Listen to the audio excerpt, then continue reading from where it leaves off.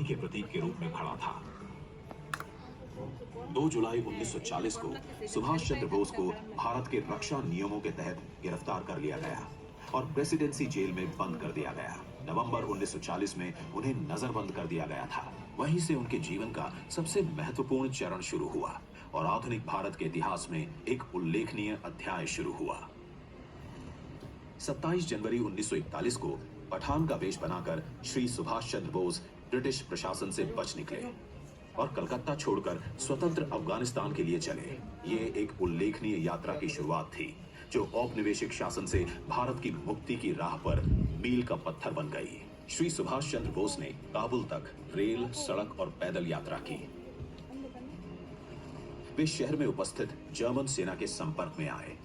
जर्मनों ने उन्हें इटालियन अभियान के संपर्क में पहुंचाया, जिसने उन्हें एक कल्पित पहचान के कागजात उपलब्ध कराए। 15 मार्च 1941 को श्री सुभाष चंद्र बोस मॉस्को और बर्लिन के लिए काबुल से रवाना हुए।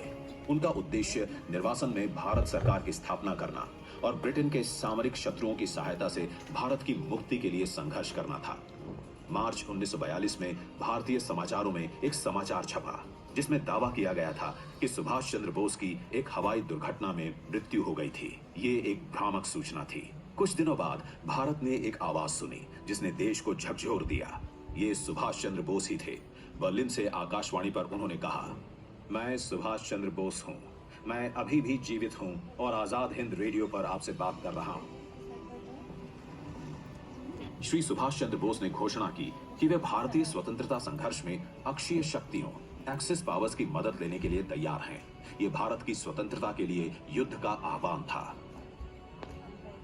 सुभाष चंद्र बोस ने जर्मनी में भारतीय सेना की स्थापना की, जिसमें लगभग 3000 भारतीय युद्धबंदी सम्मिलित थे, जिन्हें उत्तरी अफ्रीका में जर्मन सेना द्वारा बंदी बना लिया गया था। फरवरी 1943 में श्री सुभाष चंद्र बोस एक पनडुब्बी में जर्मनी से जापान के लिए चले।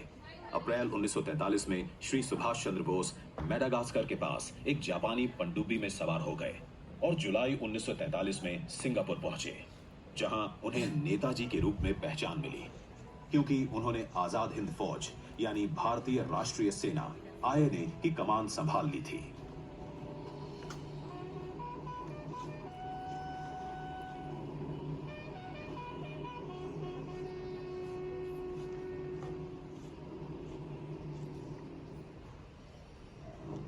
दिसंबर 1942 में जापान के मेजर फुजिवारा इस्विची और एक भारतीय युद्धबंदी अधिकारी 1/14 पंजाब रेजिमेंट के कैप्टन मोहन सिंह द्वारा स्थापित भारतीय राष्ट्रीय सेना पूर्व युद्धबंदियों, राष्ट्रवादियों और उस समय जापान में रह रहे निर्वासित प्रखर राष्ट्रवादी नेता श्री रास बिहारी बोस की अध्यक्षता वाली भारतीय स्वतंत्रता लीग के सदस्यों के सम्मेलन से बनी थी।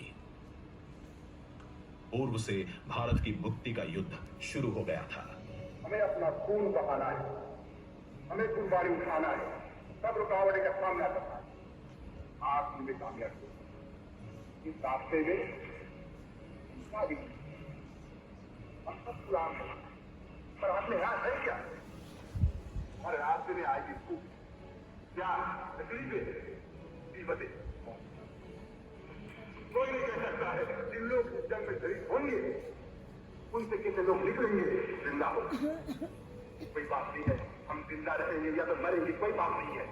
बात कोई सही बात यह है, आम बात यह है, आखिर में हमारी कामयाबी होगी। हिंदुस्तान आजाद होगा।